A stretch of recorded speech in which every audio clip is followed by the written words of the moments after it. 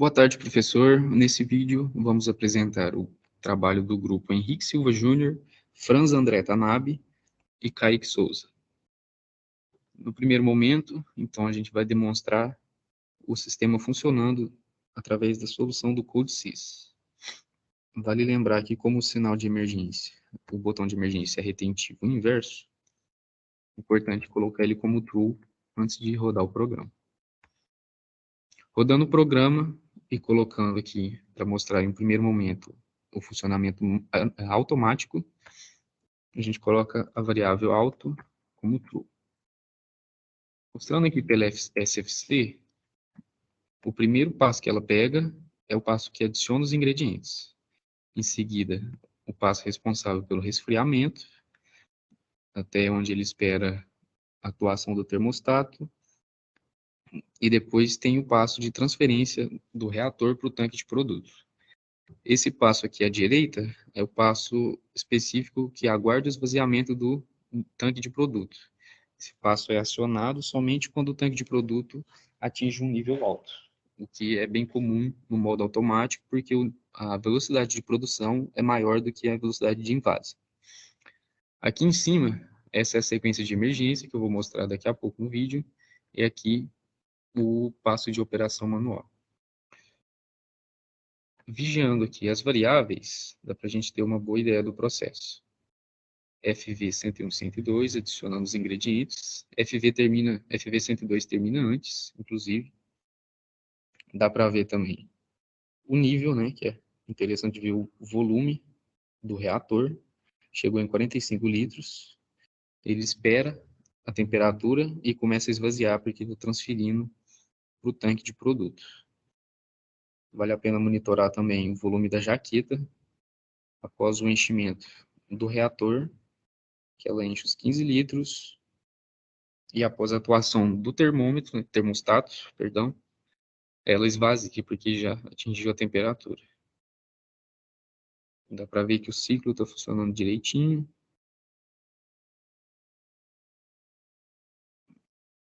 O motor M101, essa variável indica que o motor foi ativado, e quando ela é ativada, o sinal PWM é ativado também e começa a ser gerado.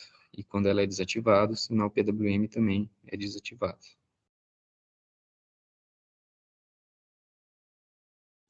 Vale a pena lembrar que, caso o operador utilize a IHM para escrever nos comandos manuais enquanto está em modo de operação automático, que seriam essas variáveis aqui, a IHM seta essas variáveis através dos botões de operação manual da IHM, não faz diferença para o processo que está funcionando em modo automático. A variável de fato escreve, mas as variáveis originais, que são as que rodam a sequência de produção, não se alteram. Então, mesmo apertando manualmente na IHM, se não tiver em modo manual, não vai fazer diferença para o funcionamento automático do sistema. Mostrando agora a área de invase, a SFC é essa. Tem um modo de operação manual, o modo que aguarda o enchimento do TP, porque o processo de invase só começa depois de 50%, né, do nível do TP atingido, e ele fica ciclando entre o estado que aguarda a chegada de um tonel e o estado que enche o tonel que chegou. Eles ficam oscilando entre si.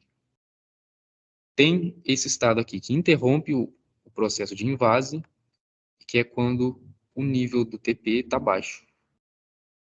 E esse aqui que interrompe quando não é detectado um tonel por 15 segundos. Dá para ver que está funcionando bem. E dá para monitorar por aqui. Volume do TP. Vale a pena também dar uma olhada nos totalizadores de cada tonel. Ele totaliza os 15 litros e depois zera. Os totalizadores de gin vermal estão parados, que provavelmente a batelada foi suspensa. A batelada foi suspensa, a transferência também foi suspensa, está aguardando o esvaziamento do tanque de produto.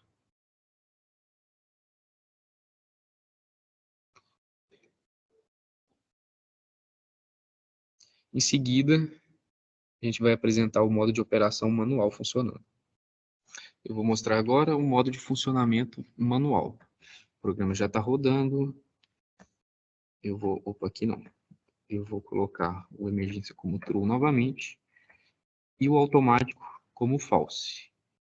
O automático estando em modo false, você pode ver que as duas SFCs já vão imediatamente para o modo operação manual, para o estado operação manual, no qual agora sim, se eu mudar alguma variável dessas aqui manuais, a versão original delas, por assim dizer, também muda e o sistema responde. Por exemplo, eu abri as duas válvulas, o reator encheu 50 litros até transbordar, eu abri a válvula 3, que é a da jaqueta também, 103, né? A jaqueta também encheu, ele disparou os alarmes aqui.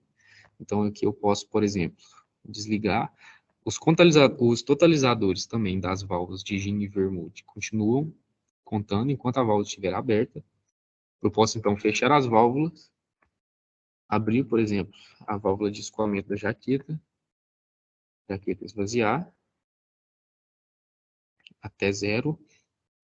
Posso também fazer a transferência manual do reator para o tanque, por exemplo, ligando a bomba, a válvula 105 e a válvula 106, não, 104 e 105. E aí dá para ver nível, né, e o volume do reator diminuindo até zero e o nível do tanque enchendo. E também o totalizador total de Dry Martini contando. Ele não vai parar de contar porque é como se ainda estivesse transferindo, né, por mais que não tenha mais líquido no reator para passar para o tanque. Também dá para controlar o motor do reator, né, ou pelo menos a variável de ativação dele, que dá a condição para que o PWM comece a ser gerado. Da mesma forma, com o motor do transportador, quando ativado, os simuladores dos sensores ZY 201 e 202, que é o de proximidade, também começam a funcionar. O contador de barris aqui, dá para ver que tem uma leve diferença para as variações dos sensores de proximidade, porque a simulação dos sensores de proximidade ZY201 e 202 foram feitas de tal maneira que a variação dessas duas variáveis aqui, de 0 para 1 e de 1 para 0, é muito rápida. Tanto é que não dá para ver todas as vezes por essa tabelinha aqui, mas a gente sabe que está acontecendo porque o contador que está atrelado a essa aqui, por exemplo, continua contando normalmente.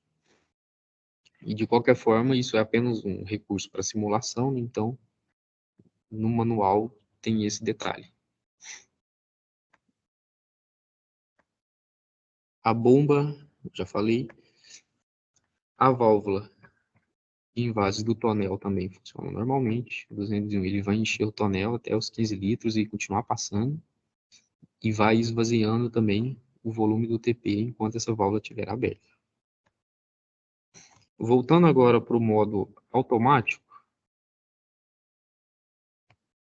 vale a pena mostrar o estado de emergência funcionando. Voltei para o modo automático, ele iniciou uma nova, continuou, ou iniciou uma nova batelada, e está aguardando o tanque encher. Quando o botão de emergência é pressionado, e aqui vai de true para false,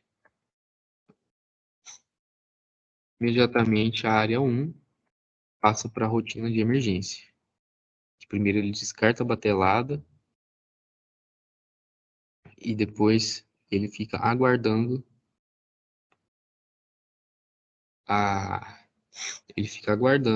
o sinal de emergência ser desatuado, né, entre aspas, para voltar à produção. Dá para ver que a bomba é religada depois do tempo estipulado, né? Ele espera 3 segundos para desligar a bomba e depois 5 para ligar de novo. Porém, a bomba só fica ligada até...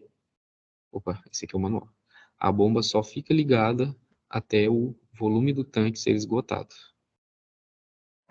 E aqui ele espera novamente a atuação contrária do botão de emergência como indicador de que voltar ao funcionamento normal, sequência de produção.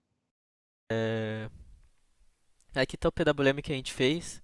Ele tinha o papel de controlar o atuador, a velocidade do atuador através de uma PWM. O projeto que eu escrevi está em ladder. Aqui, ó. Vou fazer uma rápida passada de olho pelo projeto. Aqui primeiro eu coloquei um contador usando dois T-ons. Eu utilizei para contar os ciclos, que são de 50 milissegundos. Depois disso, fui adicionando, mexendo com as variáveis, tentando colocar um tamanho máximo para que ele durasse 8 segundos, de acordo com o número de hertz que foi dado no exercício. Fazer as seguintes divisões, mais movimentos entre as variáveis de tempo para real, de real para tempo, fazendo subtrações. E aqui o um, seria algo como um segundo PWM que vai aumentando o seu nível de real para ativar a saída. A saída que a gente quer é o PWM em si. Vou fazer a visualização agora. Ó, isso aqui ele tá ligado, tá publicando nada. Assim que eu ligo, começa o PWM, ele começa a aumentar o tamanho da parte alta do ciclo. Eu não, a gente não conseguiu fazer com que ele chegasse à totalidade, mas é possível ver que está funcionando quase perfeitamente. Não está indo de 0 a 100, diria que está indo 70, 80%. Talvez algum problema no software, talvez algum problema na programação. Assim que a gente desliga, ele não sobe além do que estava. E esse é o PWM feito. Esse é o nosso APC, ele serve para interligar o código que a gente fez pelo CodeSys com a IHM, feita no Windows. O APC, ele é um serviço do CodeSys Gateway. E aqui estão todas as permissões de escrita e leituras que a gente adaptou ao código, que a gente fez no CodeSys. Bom, aqui nós temos o nosso IHM, nossa interface humano-máquina, em seu estado inicial. E o botão de emergência se encontra ativado. Então, se eu mudar para o modo automático, o processo não vai se iniciar. Posso mexer aqui que ele não muda. Então, vamos pressionar o botão, na verdade, desativar o botão de emergência. E o processo é dado seu início, quanto as animações também.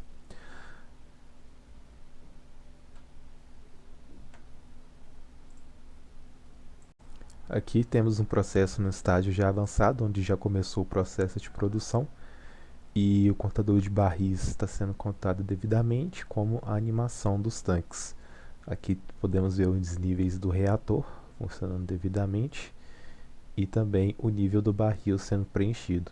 Os totalizadores também sobre o volume do barril, quantidade de dry martini gerada e bateladas, e os totalizadores do vermouth e do totalizador do gin. Mudando para o modo, na verdade, antes disso, a gente pode ver aqui alguns alarmes. Alguns deles eu já reconheci, que foi o de quase alto e o de alto. O botão de emergência também consta em todas as telas. E aqui também podemos visualizar os totalizadores.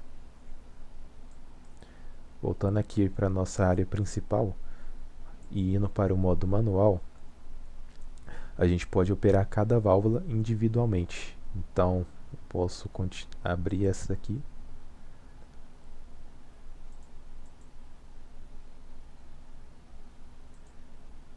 E até gerar um derramamento de barril.